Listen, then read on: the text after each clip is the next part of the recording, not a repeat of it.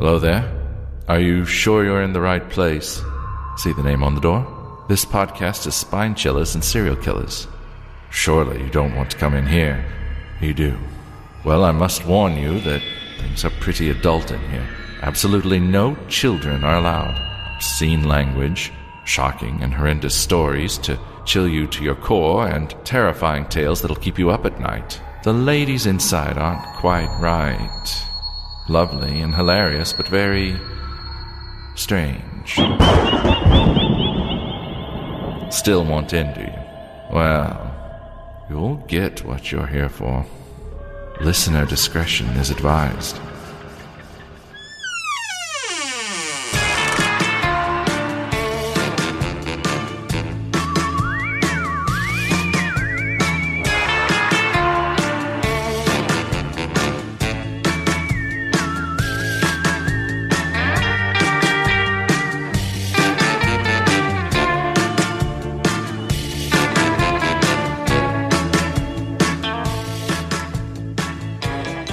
Hello and welcome back to this week's Spine Chillers and Serial Killers. I'm Emma.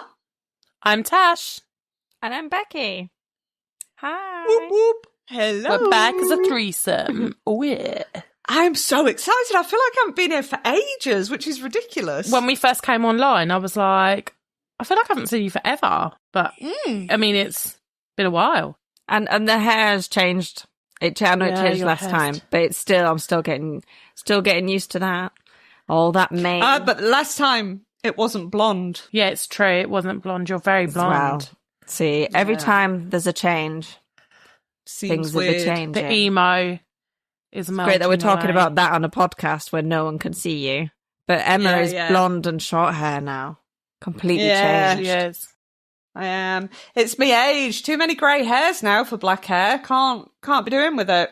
I think I'm going to have to go back blonde at some point, and it's making me feel really sad. Yeah, it's made me very sad. I like it. It's pretty. On anybody else, I'd be like, that's gorgeous. But on me, I'm just like, I don't like it. Take me back to the dark side. I want the dark side, but it's fine. It's fine. It is what it is. I'm old. No. Why don't you just have grey hair? Or would you just, That's moral boosting, isn't it? Just have grey hair. No, I mean, like, it looks nice, just grey hair. Or is it not all grey? When you get to the point, Becky, where you can have all grey hair, we'll suggest it to you and see how you feel. Okay. I have 3 there. 3. Oh, she's got 3. 3. Do you know, I love Becky, but sometimes I hate her. she's doing me fucking head in. I've got 3. Oh, dear. No, if I left my hair black now, I'd look a bit like Cruella de Vil at some point, so... Oh. Although, it is a look. It is a look. Don't mind me. I'm just pouring myself a cup of tea. Fucking teapot. Fucking litter. She's brought a teapot in the podcast room. And it's a metal one. That's so dangerous. What do you mean it's dangerous? Oh, fucking hell. That one. No. Because it's going to be so hot. Oh, it's only a thin one. It lets the heat out a little bit. Surely a thin one is more onto your hat. It lets the heat out onto my skin.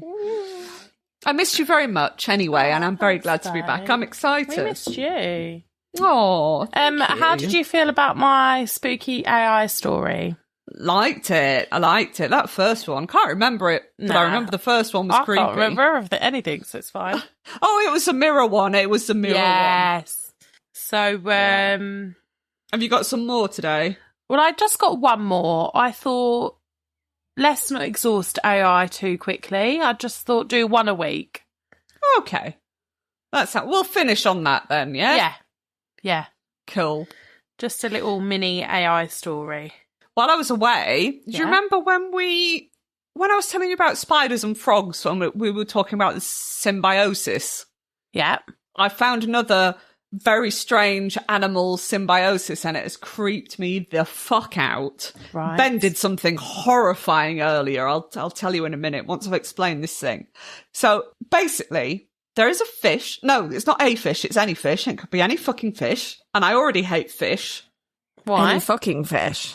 Why don't you like fish? They gross me out. Huh. Anyway, there is this bug called a tongue mite, I think, and it slides itself into the fish's gulls. It attaches itself to Into the back its what? of the tongue. In gills? Gills, I meant. Did I say gulls? Yeah. Idiot. Yeah. Gills. And then it attaches... You're not, babe. I am a little bit. But anyway, it attaches to the tongue, and then it severs all the nerve endings, so the tongue finally falls off, right? So the fish tongue just flops out of its mouth, and then the bug replaces the tongue. So this fish just opens its mouth, and it's got a bug living in it where its tongue should be. Do fish have tongues? Yeah. Yeah, they're always They that. do. They love that. I've seen a picture of a tongue parasite. What, on a fish? Yeah, they open the fish's mouth and the parasite's like, eh? Have you seen it? You've seen it, haven't you? You must have seen it on what you watched. It's giving Men in Black, isn't it? Can you see my screen at the minute? Yeah. Yes. Just coming through. Right, hang on. Can you still see it? Yeah. Oh, screen inception then. Yeah. See, what's annoying about this is that my computer tells me I've got no space. Look how many files you've got. Yeah, I know. It's because I've got a very, very nice computer. Can you make that image bigger? Not without distorting it, but Oh. That's weird, isn't it? it's got a little It's face. like, hello. Look at it. Oh, I'm a tongue. look at this one. Oh. I don't like it. It's smiling as well. It's like, So Proper this creeped me smiling. out, and I was showing Ben earlier, and then he kissed me bye because I was getting ready to podcast, and he made his tongue all hard and pointy like it was a bug. I nearly puked. It was disgusting. it made I'm his not his tongue friend. hard and pointy. We were just doing like a little peck on the lips. Oh, then yeah, next and it was thing like- he's just He just snaked you, did you? He was like, yeah. Oh, I was like, that was not funny. Although now it's a little bit Now funny, it but is. it did. But it did make me almost puke. Grim. I don't think Tasha can speak for a few minutes. I don't think she's not I'll be liking honest. that. Oh, I just never know whether it's true what you're saying anymore. I've seen this before. It's definitely true. There's no milk coming out of this. Dude, I just showed you a picture. I didn't Photoshop a bug into a fish's mouth. She could have definitely photoshopped some bees with some massive bee boobs. Be like, ooh, boobies. I should have. Yeah. I should have done. No, that's genuine. Just like the frog and the thing. And I thought, oh, interesting topic. We do animal symbiosis We do. sometimes. I mean, it's gross. Everyone likes a I bit mean- of symbiosis. Dabble. If you had to Dabble. have any part of your body replaced with a parasite, what part would you like replaced with a Oh parasite? my god, I was not ready. I was Probably not ready like for that some, question. maybe like my elbow, and then I can't A really toe. see. It's kind of over there. Your toes are important, Emma. Yeah, but it'd be still doing its job. It's symbiosis, isn't it? So it's still it's gonna replace the toe. Yeah. And I think it would be hilarious if I had like a parasite toe. Yeah. Whop out Yeah. this parasite toe at parties. Yeah. Do you want to poke my parasite? Yeah. We laughed Here's for my so Jimmy, long my parasite toe. when I first got arthritis in my toe. Do you remember that? The arthritic toe. No, it was because we thought you had long fingernails because I'd heard Poppy, and we thought it was your toenails. No, I mean, when I first got arthritis in my toe years ago when I lived in France, Yeah, just remember us really, really taking the piss out of my toe. that's really mean. What a bunch of bitches. It's because now we all have It arthritis. was all of us. Like, it wasn't just you two taking the piss out of my toe. It was all of us. You too. Oh, yeah. I think My we little- were too my little young for you chode. to be that vulnerable. Yeah, I was just like, oh, this is weird. My toe. No, didn't you call it gout, though? Didn't you say it was gout? They said it was gout for ages. That was And what then was it funny turns because we were out- thinking of old men with their red noses, thinking that that's what Turns your out toe's it going was to an be like. arthritic toe. Arthritis toe. Oh, arthritis is fine. I've got arthritis in my wrist. Have you? Yeah. It's proper Oh my grindy as God. that. Emma, Yeah. if you've got arthritis. Not that I'm aware of. Good. I mean, I'm sure I have. I just haven't checked. She's got too much going on. Let us have arthritis. We'll take this one. Yeah, we've got so many other things. I can't be arsed with that. Plate. Sprinkle a bit of arthritis on everything. No, you keep that. You keep that. Do you remember when we had the big conversation about how we kind of needed to leave mummies alone, and then we needed to stop digging up dead people? Because like we've been there and done that. I forgot what we were doing. I thought, what do you mean mummies alone? Like mums? Like what? No, like Egyptian. Yeah. And like the royal we, not us. We're not doing that on our weekends. No. Yeah. No. But they found another one, and they've done it, and they've fucking done it again, which is not a good idea. Oh my goodness, silly Billy. I mean, can we just leave things in the ground, please? Especially potentially cursed stuff. Yeah. But it is quite interesting, I must admit, because they found this mummy, and obviously they've gone into its chamber, and you know how they had all the gems and the gold and the statues, and so this sarcophagus, thought I'd just show off, throw that in say there. that word. It had all the usual stuff and used the herbs and the lavender. What's that? Is that a herb? What, a plant, isn't it? Yeah. Plant, all the herbs and plants that they used to put in there. But the thing that was weird with this one is they found cocoa powder and what looks to be like ground up nuts, but the nuts weren't actually native, nor was the cocoa powder to Egypt. So this is where it gets strange, because you know that there is a theory that aliens built the pyramids. I mean, I agree. You think they did? Well, I don't know that I think aliens did it, but my mind is blown that the size that they are, that would have been built with pulley and tackle. But it's not even the size, it's like the precision. The precision, and it's all aligned with different planets. I mean, I'm not even going to pretend to be clever enough to understand. It blows my mind that we are just saying, oh yeah, some old people and some woolly mammoths built that. Like woolly mammoths? It wasn't woolly mammoths. Woolly mammoths in Egypt. But you've seen those films, haven't you, where they've got like massive fuck off elephants. Massive fuck off elephants. Yeah, I know what you mean. Big massive mammoths. So I've not made this up. Maybe they weren't woolly, maybe they were naked ones, but aren't they like prehistoric? Mammoth. Yeah, but do you know what I mean? Like, yeah. Yeah, big elephants. It just blows my mind that we're just believing that, and we're just like, that's plausible. Yeah, they did that. So this has brought, again, a new theory. How has this particular mummy got these products that weren't available in the area at the time in his tomb? And they're just like, it's just blown people's mind. Where do cocoa beans come from? So South America. Do any come from Africa? Because Egypt is in Africa, just North Africa. No, I think to begin with, anywhere else it's been imported. It was only in South America to begin with. So that's weird, right? Yeah. Yeah, considering that they didn't think that people went that far chocolate for so is long. Yeah. If I was importing anything first, it would be chocolate. And this was in his sarcophagus with the ground up nuts. I could just imagine Egyptian Natasha like, I'm going to send 3,000 men to go and get chocolate for me. If they die, it's a sacrifice R.I.P. I'm willing to make. Anyway, so that's the new pharaoh that has been discovered. Wild. He's called Pharaoh Rocher. Oh, you fuckface. I'm getting so pissed off with these. Why do we fall for it every time? Also, that was a good one. That was a really good one because that could have happened. I mean, listen, we're just believing these people built the pyramids. Do you know what I mean? Yeah. See, as we grow, I think myself that I wouldn't be duped into stuff and I'm not very gullible, but fucking hell, reality check. And I was so angry listening to the fish thing, thinking she's going to fucking do it again.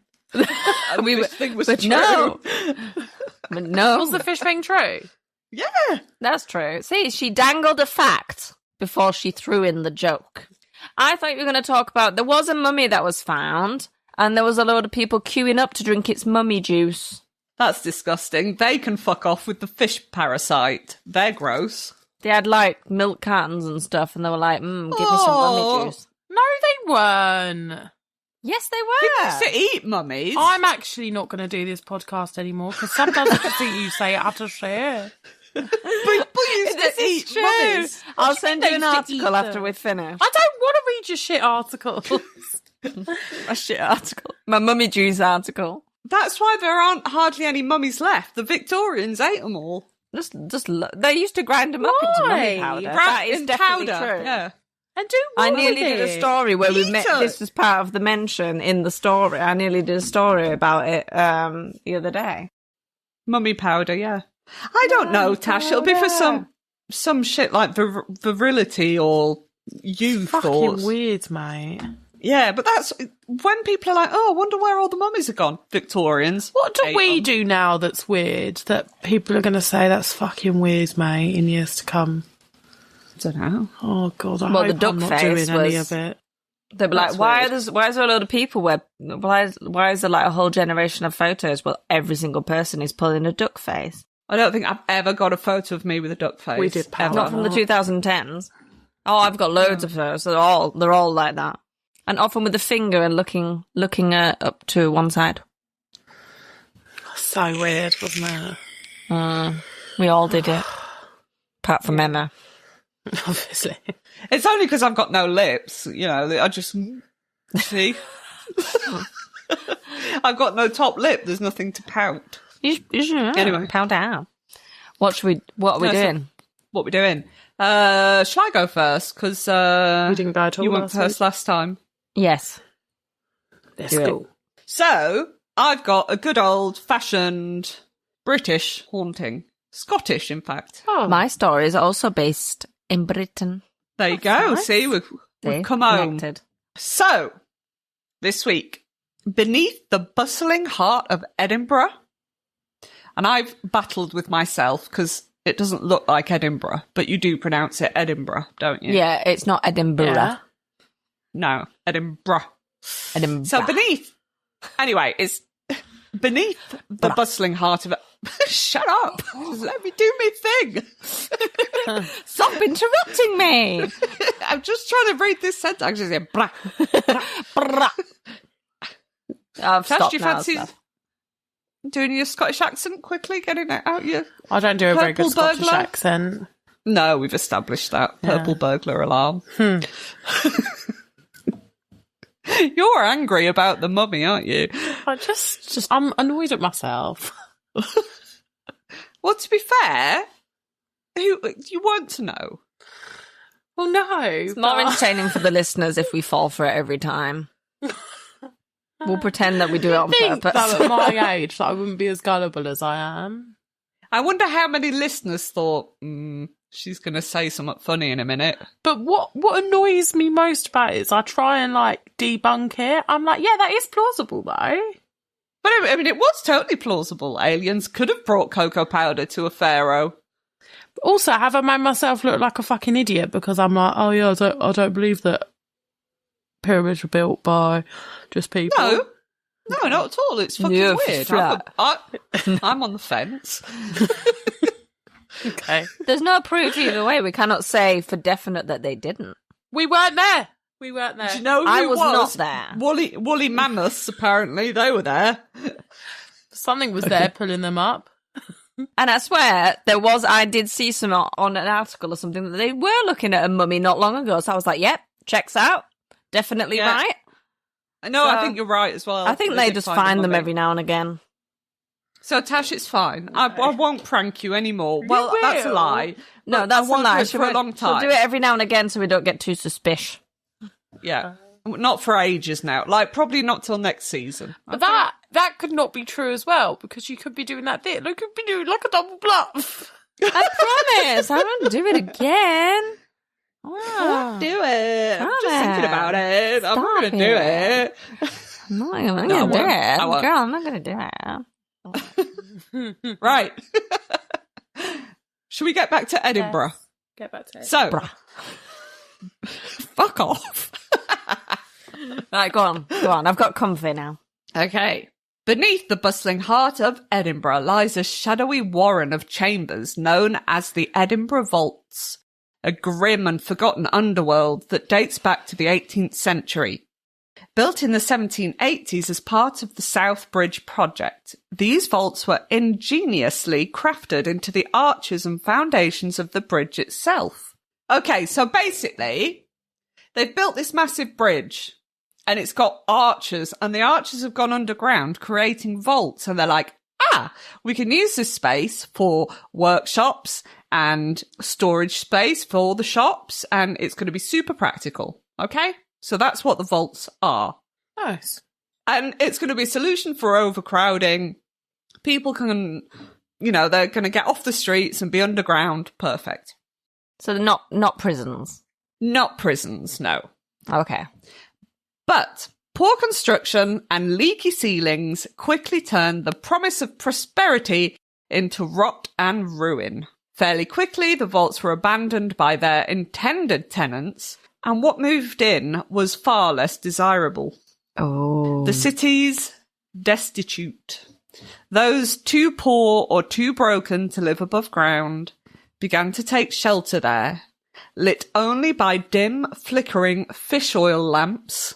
Fish oil lamps smell of fish. Of fish, yeah.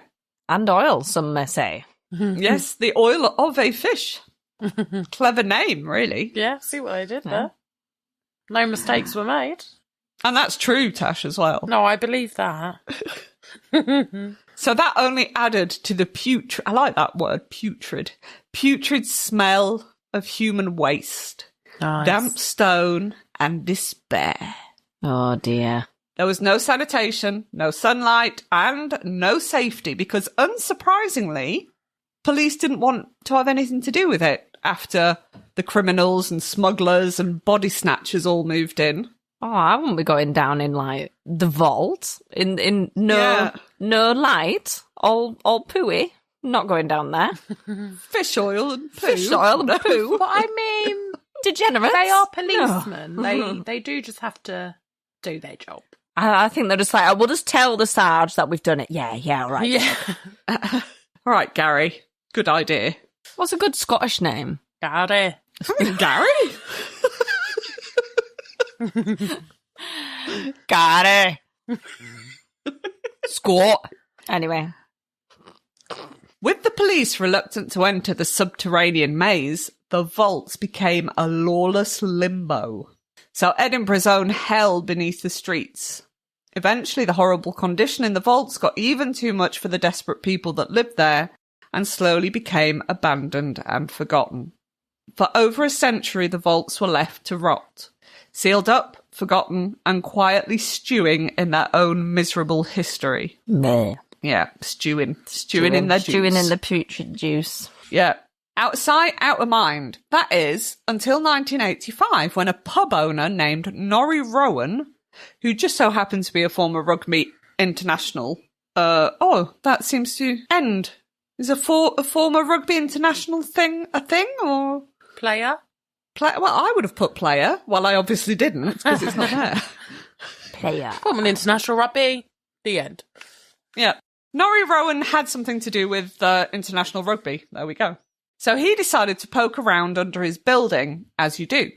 And what he found wasn't just some damp cellar or a dusty storeroom, but an entire network of bricked-up chambers and passageways, just sitting there like Edinburgh's dirtiest secret. He and his son began excavating, literally hauling out tons of rubble by hand, and slowly the vaults revealed themselves. Layer after layer of damp stone and darker stories. Imagine realising there's a whole underground world beneath your feet. Since then, the vaults have been open to the public for tours, investigations and ghost hunts. But make no mistake, they might have been rediscovered in 85, but they were never truly empty. Before we even get to the hauntings, let's talk about the South Bridge's grand debut, because, spoiler alert, it didn't exactly start off on a high note. In true cursed building fashion, the first person set to officially cross the bridge never actually made it. A well-respected elderly woman had been promised the honour to be the first to walk across once the construction was complete. Sweet, right? Well, wrong. If things didn't go well, not right. Except she died before the bridge was finished. Oh, that's sad. I know. Was she at the old age of 31 or something? Yeah. Yeah, this elderly lady, yeah. So, instead of being normal and being like, oh, that's a shame, well, second person in line, you're up. Got it. They didn't want to break their... They didn't want to break their promise, and so the first person to cross the bridge was carried across in a coffin. Oh, so they carried her across? Yeah, in a coffin. Is it? Oh, I don't know how I feel about it. It's kind of sweet. It's fucking weird, mate. It's a bit morbid for everyone else, isn't it? Oh, I'm the first person that's alive to cross the bridge. Unsurprisingly, some folks took this as a very bad omen, like curse level bad. Though there's no official record tying them directly to the vaults, it's hard not to let the imagination wander to Burke and Hare. Have you ever heard of Burke and Hare? No, have you? No. Okay, so Burke and Hare were Scotland's most infamous serial killers in the 1820s. Ooh. Around the same time that the vaults were becoming a den for the city's most desperate. So they were called William Burke and William Hare. And what they were doing was they were supplying fresh corpses to Edinburgh's thriving medical schools after discovering that they got paid more for the fresh ones than the ones that they'd been digging up. I've heard of them. I didn't know what their names were. Yeah. Yeah, I was sure you would have heard of them. So they started off as grave robbers, and then they kind of leveled up to serial killers, but to get paid for the We've all got to make money somehow. Yeah. Well, murder, though. I just joke. Yeah, murder's quite bad. They murdered at least 16 victims, selling their bodies for dissection. While their killings are most closely associated with nearby lodging houses, it doesn't take much of a leap to imagine that the vaults were being used, if not for the murder themselves, but as a discreet route for transporting bodies or hiding incriminating evidence. Because if you're a serial killer and just below you there's this place that you know everybody's dodgy, nobody's going to bother you, and there's no police, I'd definitely be down there doing some murdering or some... Yeah, shady stuff.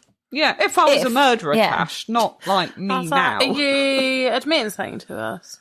No, if I was a murderer. If I was a serial killer, that'd be like, oh yeah, I'll be down there. Well, it'd be silly not to use it, wouldn't it? It would, exactly. It's right there. Why not? Treat yourself. Hey, I just fancy a little bit of murder this afternoon. Off we go. Off we trot.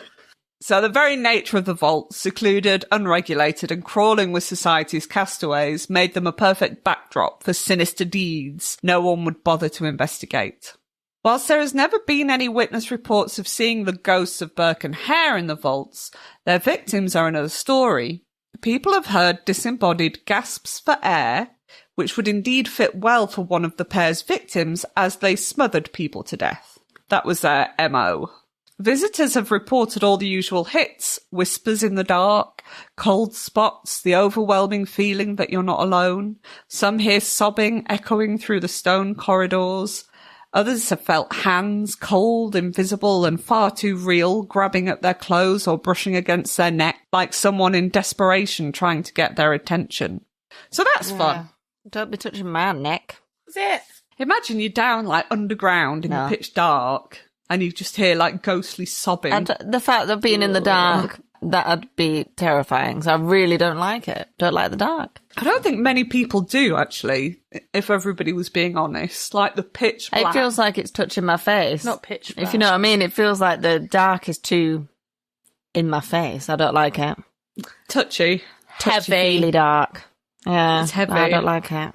I always have a night light. I say it's for the children. I have it on in the hallway. Now, if the vaults weren't already unsettling enough, let me introduce you to the most infamous resident, Mr. Boots. Also charmingly known as the Watcher. I'm not sure which is more terrifying. Mr. Boots kind of reminds me of Puss in Boots. So the Watcher sounds a lot more.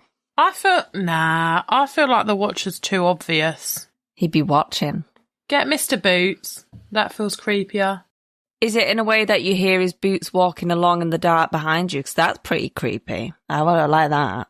That's exactly it. He's not your run-of-the-mill Victorian spectre. This guy's a towering, shadowy figure decked out in a filthy coat, and you guessed it, heavy, stomping boots.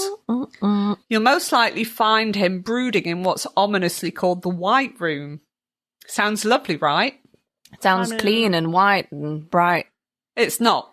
The name comes from a crusty layer of pale dust or mineral deposit that clings to the walls, like the vaults are slowly decomposing from the inside out. Crusty. Yeah. I knew when I wrote that you'd love it. Crusty dust. Crusty layer. Crusty layer of dust. Some reckon it's mould, others call it residue. Oh! What are these words? Why is residue so disgusting?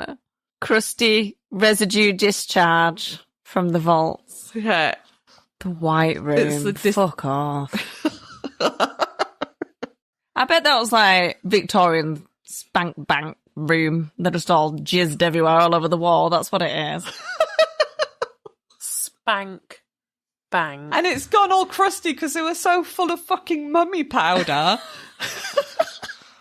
Oh, it's making me feel funny. So basically the White Room is not pure, it's not innocent, it is white, it's got a white hue to it, but it's because of its mouldy, crusty discharge. Yeah. I bet it's good for growing mushrooms though, isn't it? Oh, but isn't real. Well, it could be, it is like a mushroom. Yeah. Oh, nice yeasty mushroom. Oh, I've gone right off mushrooms recently as well. Have you? I don't know why I bought him up. Yeah, I don't know. I just get the mushroom egg, like the egg ick.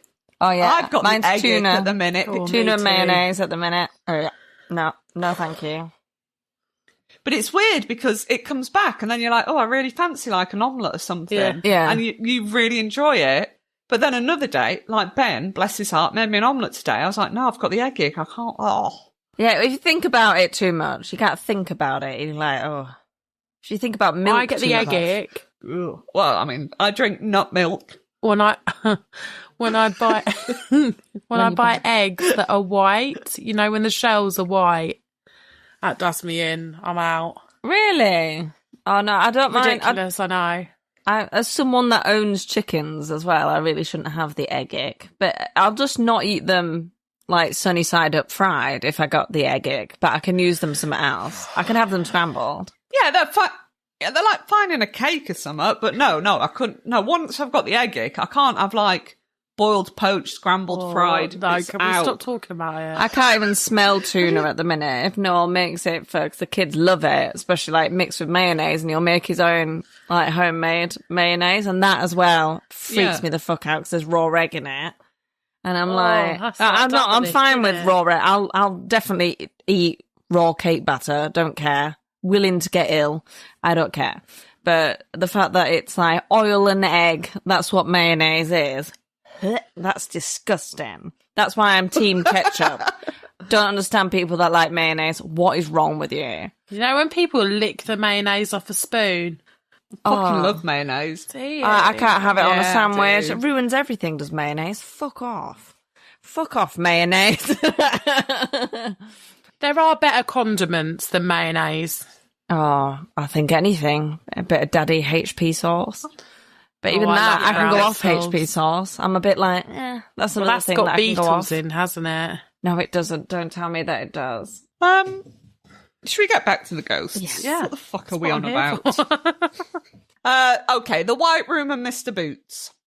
The air in there is thick, heavy, and unsettling, with a please turn around and leave vibe. As if something in the room doesn't just dislike you, it wants you gone. People hear his boots pacing just out of sight, smell an awful stench of rot and old whiskey. and some even feel a sudden icy breath on their neck. He's been known to growl, "Get out," and even shove the odd visitor who lingers too long. Whether Mr. Boots was a watchman, a criminal, or something far worse in life, one thing's for certain, he treats the White Room like his living room. He does wander throughout the vaults, but that fungus-infested hellhole is his favourite spot. Ugh. Not every ghost in the vaults is out to terrify you. Some just want to mess with your footwear. Yes, Okay. I thought a foot fetish ghost would get Tasha's attention, but it did not. It did not. Tasha's still thinking about egg and how she doesn't like it. I mean, there's worse fetishes to have as a ghost. Yeah, he's just like shoes. It makes sense because he is a cobbler. Well, yeah, perfect sense. I love the word cobbler. Yeah, it's a good word. Yeah, it's a good word, isn't it? First spotted in 1997, this spirit has made himself right at home in his little corner of the vaults, now lovingly referred to as the cobbler's room. He's usually seen in a white shirt and a worn leather apron, looking every bit the dedicated shoemaker who simply forgot to clock out for eternity. I really like him. Well, he's nice. Unlike some of the more hostile entities down there, the cobbler gives off a surprisingly chill vibe. I feel chilled talking about him. Chill vibe. I'm just a chill ghost. Yeah, just chilling, make him But go I shoot. feel it feels nice talking about him. Well, there you go. People often say the room feels calmer, almost safe, which in the vaults is practically a miracle. Yeah. Don't let that fool you into thinking he's boring. He has got a mischievous streak. I'd expect nothing less of a cobbler. You like the cobbler, don't you? I do. Known far and wide for the mischievous streaks. I've got a, little soft spot for him. He gently tugs on people's shoelaces. More than a few visitors have looked down to find their laces mysteriously undone. Oh, cheeky. I think that's banter. Despite being securely tied minutes before. Oh, yeah. It's like But it's like, have you seen? Despite being securely tied with a double knot, I have unpicked your shoelaces. Ha ha ha ha. Come back tomorrow for more shenanigans. The Nobbler Cobbler. Have we finished? Yes, I've finished now. Sorry. There must be a delay. I feel like I'm interrupting you all the time. I'm sorry. No, you're not.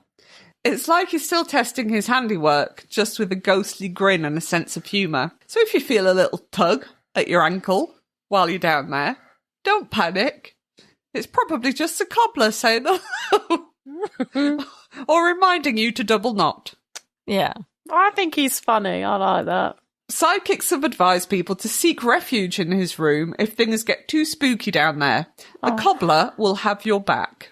And your shoelaces. Oh, I love him. I want all ghosts to be like the cobbler.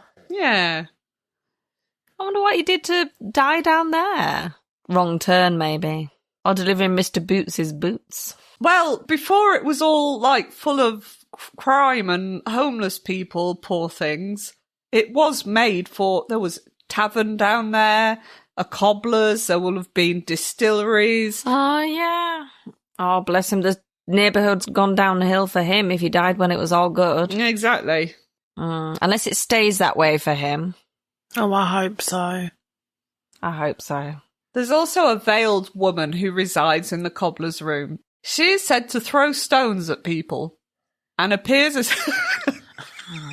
All right, hon, chill out. And appears as a ghostly figure draped entirely in black, her face concealed beneath a mourning veil. I'm annoyed that she's in that room. Yeah, I know. I thought that because people are telling you, go and get, you're safe in there. And you're all like, oh, yeah, the nice cobbler. And then bitch face is throwing stones at you. Fucking twat. Go mourn somewhere else. Yeah. Just because you're sad doesn't mean you have to stone people. I know. So psychics and sensitive who've encountered her describe an overwhelming aura of sorrow and despair. Many believe she's mourning the tragic loss of a child, a grief so profound that it binds her to this world. Visitors have recounted sudden waves of sadness and unexplained abdominal pains in her presence. Aww. It's as if her anguish has permeated the very walls, leaving an imprint on the space. Her silent grief is a chilling reminder of the personal tragedies that unfolded in these dark chambers. Oh, now I feel bad for saying those things. I mean... But thou shalt not throw stones. It's nobody's fault, is it, really? I wouldn't be impressed if she stoned me in the head. No. She needs to chill out. Be more cobbler. Be more cobbler. Jack or James is believed to be the spirit of a little boy, around 8 years old. I say Jack or James because depending on the source... Depends on the name. Same with Jack or James. Jack or James. Call him JJ. And is most often encountered in what's known as the wine vault. Where I'd be. He's not evil, just lonely. He's been described as wearing ragged 19th century clothes and is often seen clutching a little toy. Visitors and psychics say he seems drawn to people who speak kindly or act gently, especially women and children. He's been known to hold hands with guests, tug lightly on sleeves, or even walk quietly alongside them for a moment or two before vanishing. I know, that's sad. Oh boy. He doesn't talk, but his ghostly giggles and childlike singing have been heard by many. That's terrifying. But I wish him and the cobbler could be friends. Yeah, well, maybe he goes and hangs out in there. What? Or maybe goes hang out with a woman who's like mourning. Maybe they could make each other feel a little bit better. Maybe they do. It's believed he died down there, possibly from an illness or abandonment during the vault's darker days, when families lived in unthinkable poverty. Paranormal investigators often report a distinct temperature drop in the wine vault, and some guests have left in tears without really knowing why. Just an overwhelming wave of sadness that hits you out of nowhere. Whatever his story, Jack or James doesn't seem to want to scare people. He just wants some company in the dark. Oh, poor love. Now, let's talk about one of the vault's most refined terrors, the aristocrat. Oh, go on. Not your usual grunting ghoul. This one's got style. Witnesses describe a tall, elegant man dressed in fine 18th century clothes, complete with a sweeping cloak and a wide-brimmed hat. He's usually seen drifting silently through the tavern room. His posture is regal, his energy strangely welcoming. Yeah, unlike Mr. Boots and his grumpy boot stomping, the aristocrat gives off a polite, almost hospitable vibe. Some people even say they felt invited, as if he was glad to see them. Which, you know, it would be sweet. If it didn't also... If he wasn't dead. If it didn't also feel like he was sizing them up for some ritual sacrifice hors d'oeuvres. Because I don't feel like you can be both. You know what I mean? Oh, well, you can. You can be creepily like, oh, hello. Hello, darling. Come on in. Have a seat. Have some more chocolate. And I want them thighs to be squidgy. Exactly. So I can sacrifice you. So, see, you can. All right. Oh, so we just did it perfectly then. We did both. See, we should be on in we movies. Should be aristocratic ghosts. Yeah, we should. We should totally go do that when we die. Yeah, let's totally do that. Tash, you in? Yeah. I don't want to be in a dungeon, though. I'd like to be in a nice chateau. We'll go to a chateau. I mean, we will be aristocratic after all, right? Oh, yes. I will bring a big wig.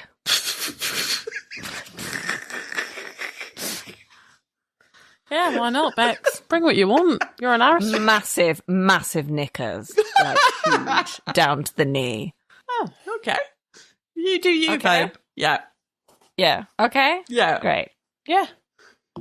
Because I'm just thinking of the description of people that people will give of Becky the ghost.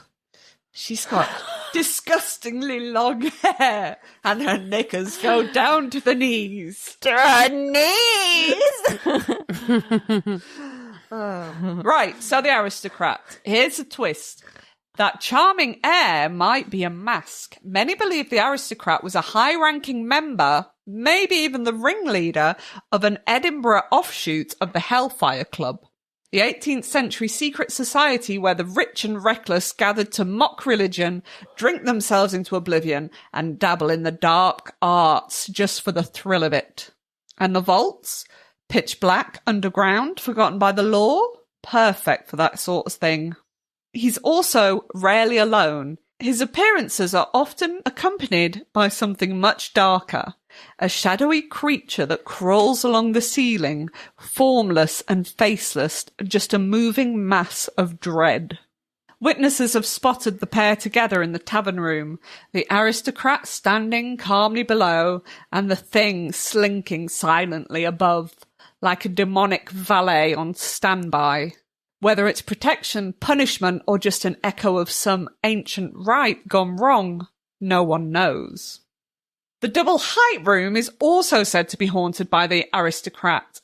A woman said she saw him standing in one of the arches looking down on a tour group below in 2005, and when she glanced back up, he was gone. This room is also said to be haunted by a naked man who has been seen floating above where a second floor would have been when the vaults were in use. So he's just there, naked and floating. Willy in your face. So after all that, child ghosts, ghostly shoemakers, shadow beasts, aristocrats, mourning mothers, an angry growling man with big boots, and a possible curse effective on the vaults from day one, you won't be surprised to hear that Edinburgh vaults are considered one of the most paranormally active places in the world. Not just Scotland, the world. And honestly, fair enough. These vaults aren't just haunted, they're layered. Every stone down there has soaked up centuries of misery, fear, and ruin. You've got spirits down there that want to comfort you, and others that want to gut you. And some that just want to mess with your shoelaces for eternity. Whether you're a hardened skeptic or someone who sleeps with the lights on, Becky, one thing's certain. Once you've been down in the vaults, something stays with you. Maybe it's just the chill, or maybe it's something else entirely. Mate.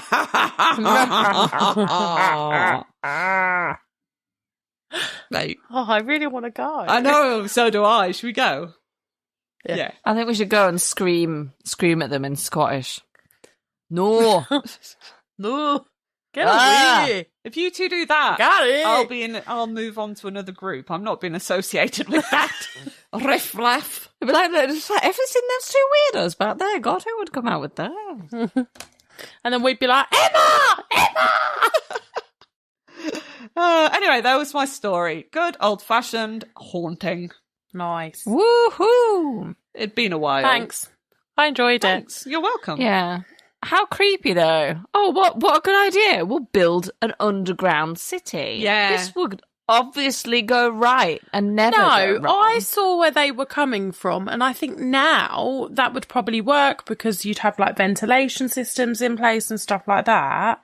I can see where they thought, do you know what, we're using the space, but obviously they just didn't have the infrastructure in place that was needed. Bex? Murder? Yeah. Murder me.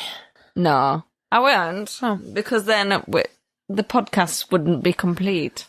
That'd be a bit shit. And I don't. And also, there's many other reasons why I wouldn't murder you. But mainly the podcast. Mainly that.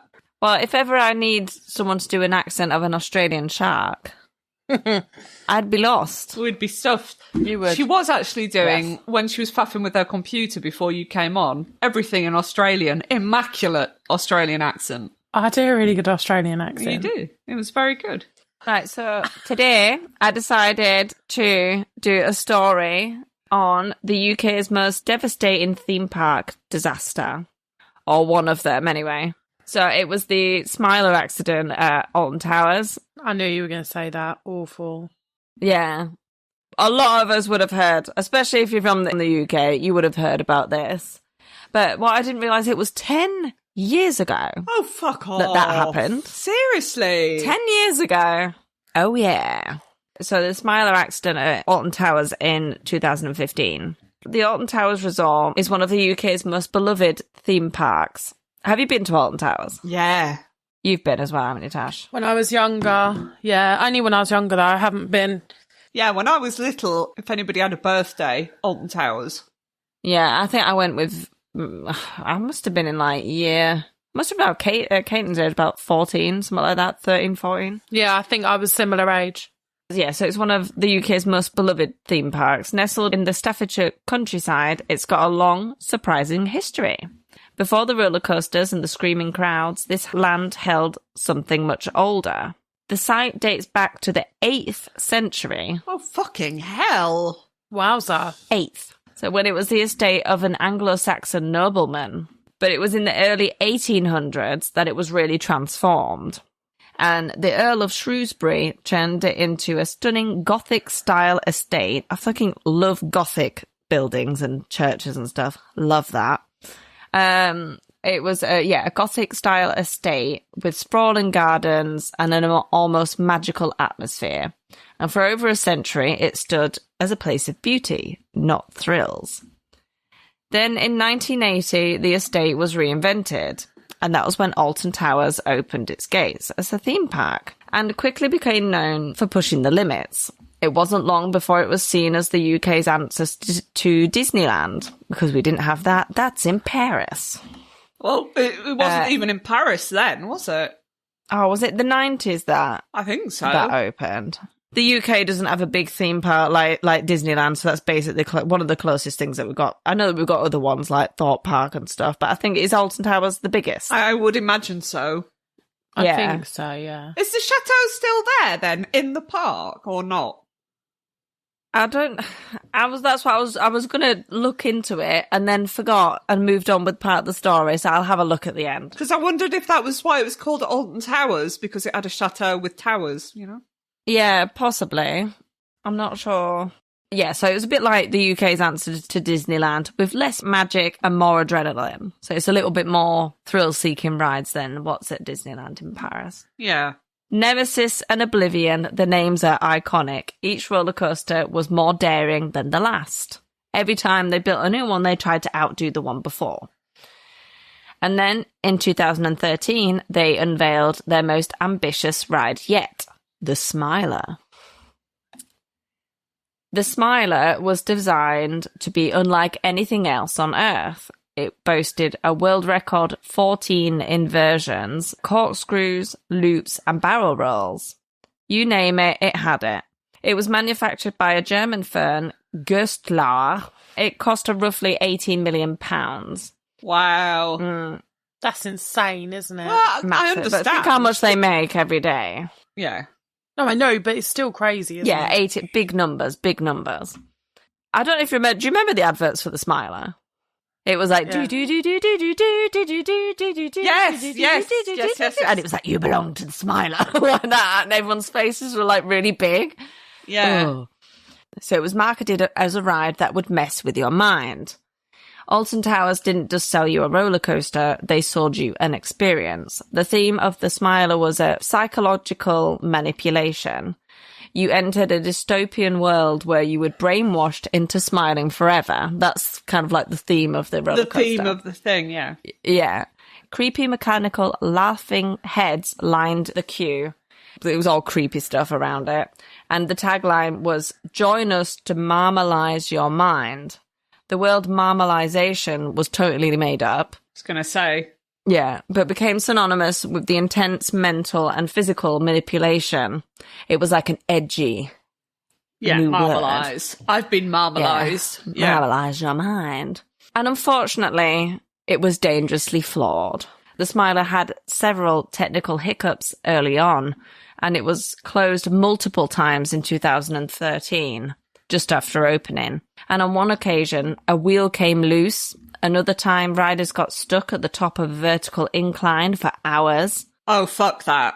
But each time it was fixed, reopened, and the crowds came back. Because that was the new one to go on. Yeah. That was until the 2nd of June, 2015. So literally, yesterday was the 10-year anniversary of this. And that was the day that all went catastrophically wrong. It was a Tuesday, and the weather in Staffordshire was cloudy but dry. A decent day for thrill rides, but it wasn't peak season yet.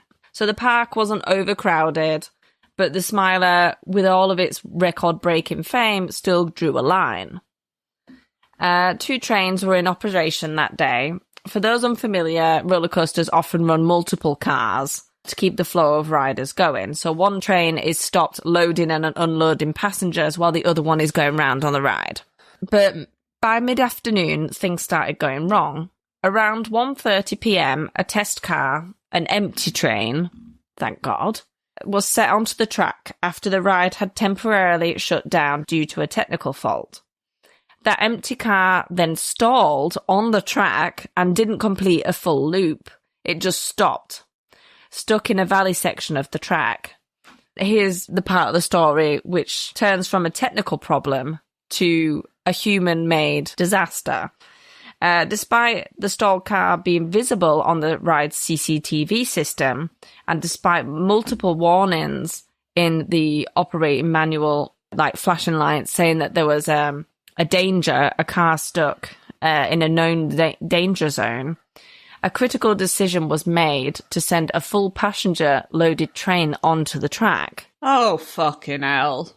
At approximately 2:09 p.m, the fully loaded train left the station. 16 riders, young adults, teenagers, all strapped in and unaware of the danger they were heading towards. The train climbed the first hill. Slow, rhythmic clinks as the anti-rollback system held it in place. Riders were laughing, chatting, nervous about, getting all giddy about going round on the ride, and they had no idea of what lay ahead. It crested the top, gained speed, and then impact. The full train slammed directly into the stalled empty car at around 50 kilometres an hour, which wasn't its full speed, thank God, but the force was still like a small car crash. And the front row riders' legs bared the front, the most of the impact, like she's dangly legged ride. Yeah. So, and then also they're not made to crash into each other. So the front row riders took the brunt of it all. Steel met steel, flesh met unyielding metal. The twisted wreckage locked together instantly, trapping everyone inside. Oh my God. Then the screams began. People in the park heard them. Workers in nearby rides ran towards the scene. Park guests pulled out their phones and emergency calls were made within seconds. I think that's when some people filmed it, because I remember there was a video of, you could see the two trains knocked together going up and down, like the loop, going up and down the bottom part, just rocking back and forth. I remember seeing a video like that. You couldn't really see anything in there. You could just hear people screaming. It was horrible. So emergency calls were made within seconds, but this was not a quick rescue. Paramedics were on site quickly, but due to the Smiler's layout and elevation, and the fact that there was a train stuck 25 feet above the ground in a section surrounded by dense metal tracks, it took over 4 hours to extract the victims. Oh my God, can you imagine? So let that sink in. Your legs are pinned into the other train, and you have to wait there for 4 hours while they come and get you out. And even if you weren't sat at the front, everyone was injured, and you're still 25 feet in the air and you can't get out. Horrifying. Horrible, horrible.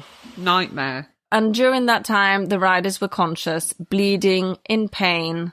The smell of oil and blood mixed with the awful scent of the burnt brake pads.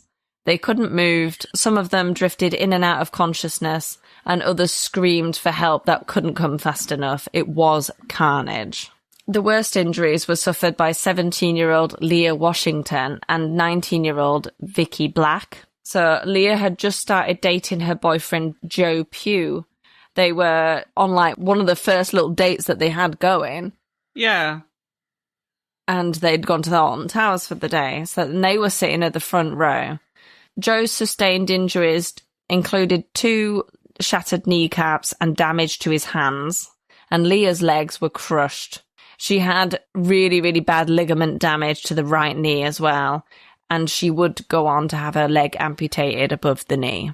She also had other injuries, including a fractured hands, because I think they put their hands out. Well, you would, as it was, you? because it's just an automatic response, and I think also their hands were holding kind the of bars. stuck. They're holding onto the bars. So Leah spent 5 days in intensive care and was in hospital for 8 weeks in total.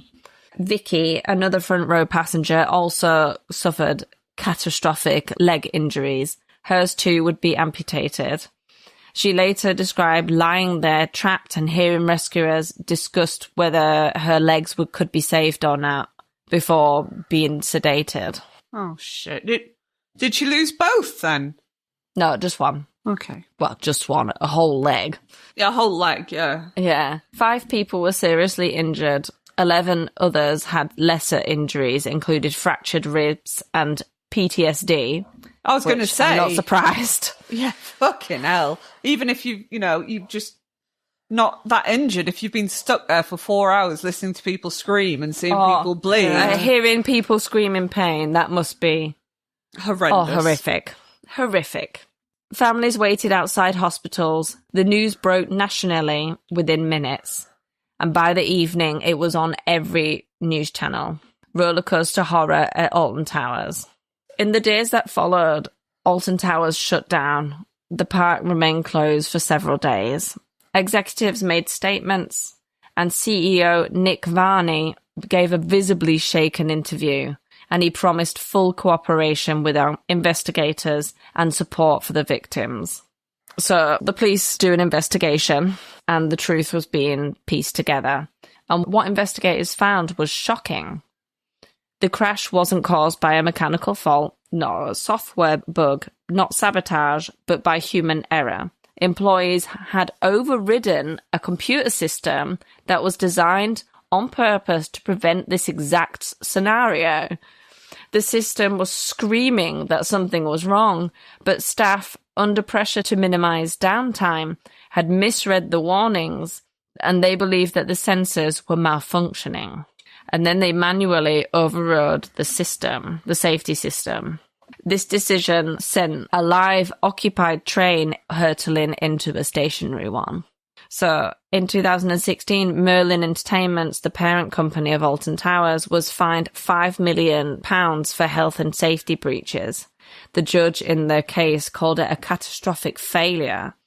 Merlin accepted full responsibility, which for fucking once, a massive company was like, yes, actually, this is, even when it is, obviously it was their fault and it was all filmed, a lot of the time we're like, well, you know how they can be. 5 million doesn't seem like a lot, though, to be honest. That was just what they were fined. Nothing, is it? Okay. And the Smiler, it opened a year later in 2016. The trap remained the same. The ride system was improved, and the branding was turned way down. They didn't shove it to the front. It wasn't, their big ride anymore, really. But it still does run today. That's wild. Would you go on it? Yeah, I probably would. I wouldn't. Theme parks are mad anyway, because when you see the people that are operating them, it's just kids, isn't it? Yeah, they're all spotty. Yeah, exactly. I mean, they probably were under pressure, and it probably kept fucking up all the time. They would have been. It probably kept going wrong. And we're all like, oh, it's fine. It does it all the time. Oh, it's fine. And when someone says, oh, it's fine that many times, you don't really look at it as much, even though they should. Obviously, the people that have been injured have to live with that for the rest of their lives, and that's awful. But the people that were operating that ride also have to live with that guilt. Oh, yeah, absolutely. From the pressure that they were probably receiving from management. Yeah, they weren't. I couldn't find their names, and I expect they were young. They were younger people. I don't think they're. But I don't know. I don't have any information about the people that were actually operating the rides. Yeah. So Leah Washington and Vicky Black became the public faces of the tragedy. Both women have spoken out about the physical and emotional toll. Vicky described waking from surgery to learn her leg was gone as just absolutely heartbreaking. And she later settled a civil claim against Merlin for an undisclosed sum. So they did receive a payout, but it's undisclosed. And what of Vicky now? She's a beautician, so the money that she got from the payout was enough to start her business. So that's what she did. And then she went on to meet a man called Dino Manciocchi. I'm sorry, Dino. Sorry for that pronunciation. And she was meant to get married in 2020.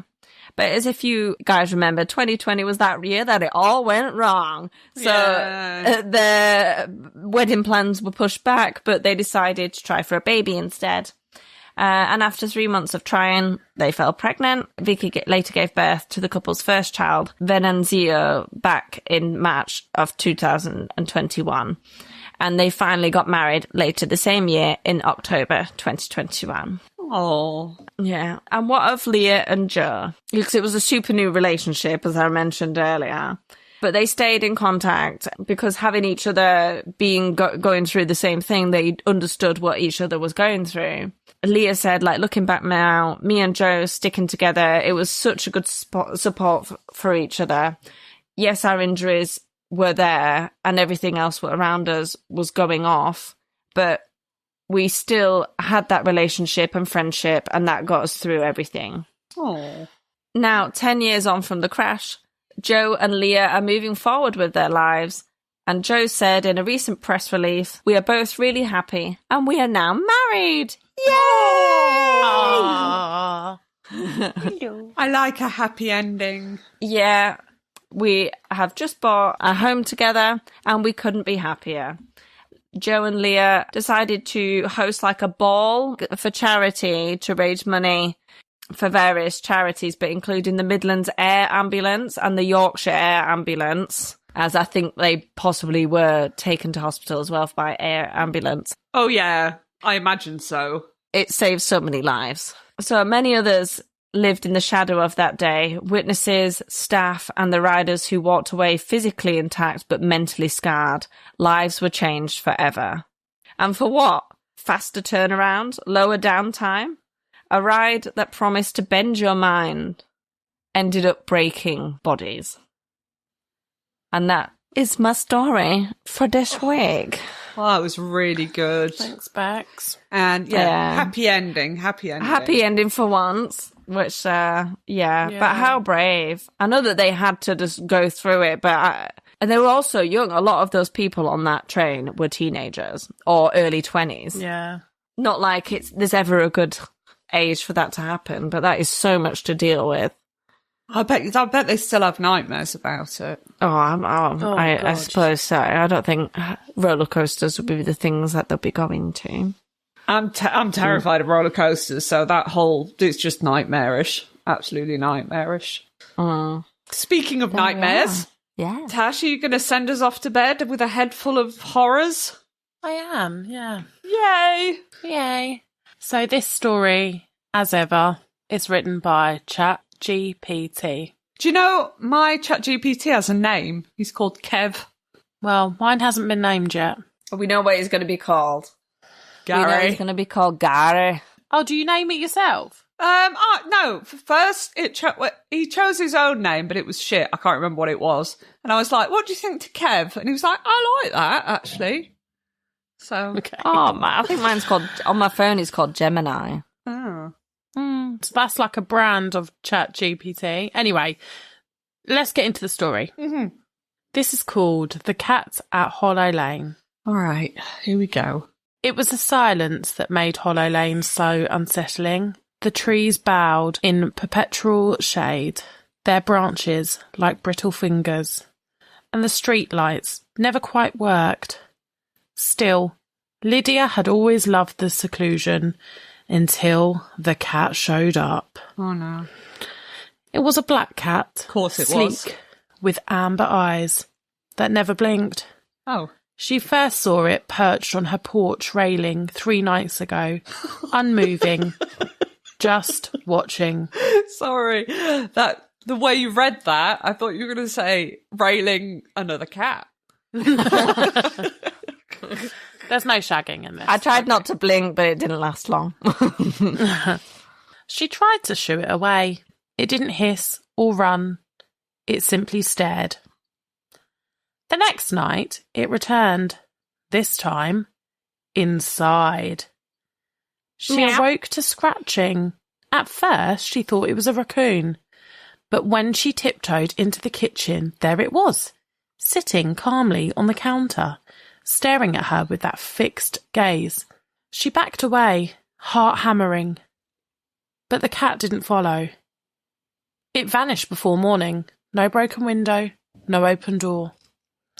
Lydia searched the house from top to bottom, convinced she was losing her mind.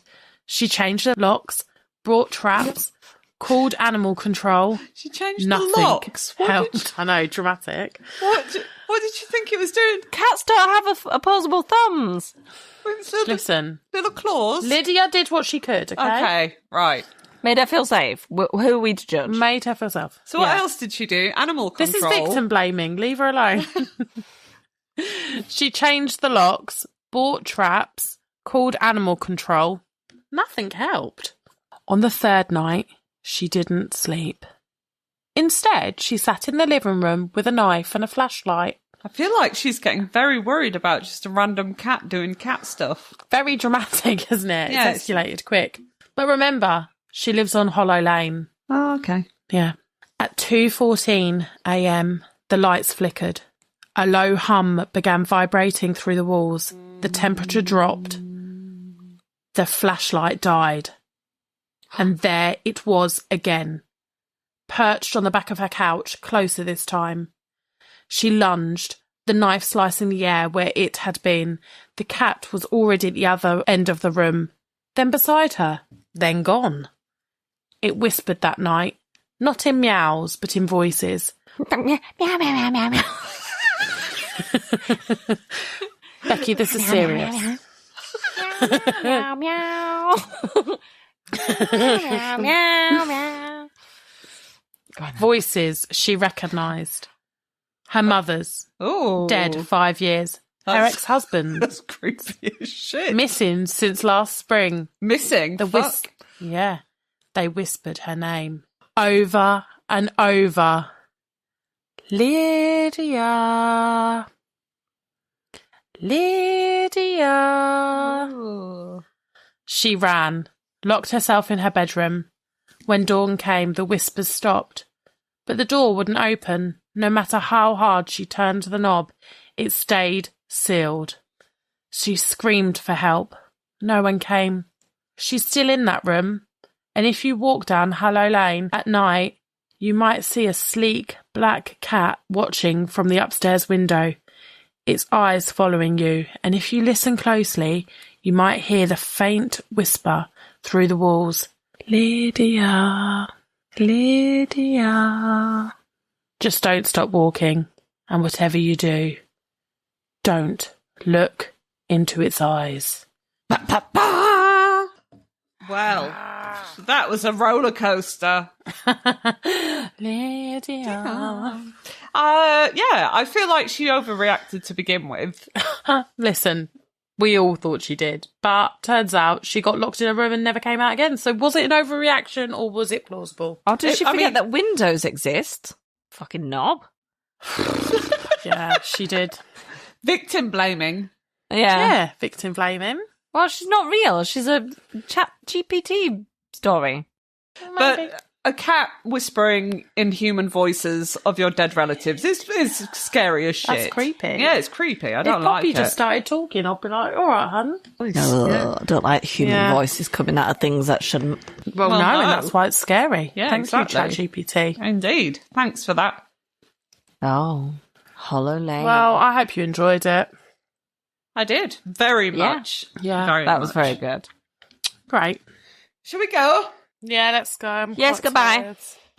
So yes, follow us on our Facebook page. Follow us on Instagram. You can follow us on TikTok. We haven't posted on there for ages, but you can follow us. There's some funny stuff on there.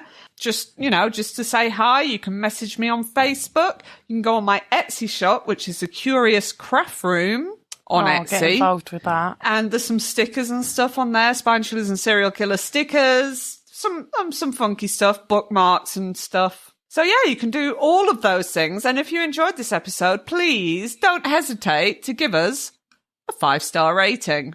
Please do. Oh, and do me a massive favour and go over to our YouTube channel and subscribe to it, because I do post every single episode on YouTube. Thanks, guys. Keep listening. Stay safe. Don't kill people. And keep it weird. Bye.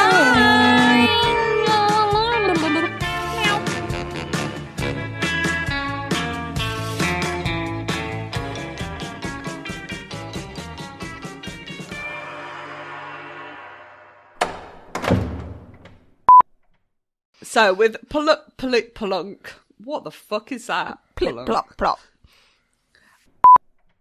Inishne.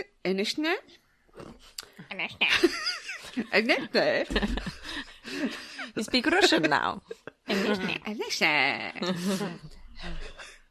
Right.